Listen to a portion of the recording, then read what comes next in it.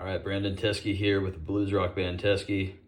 Right now we're gonna demo a couple of fuzz faces. I got an old one here from 1968, and I have a newer one, the Jimi Hendrix model.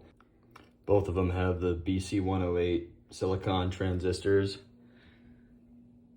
Got the old ones from back in the day, got the new ones.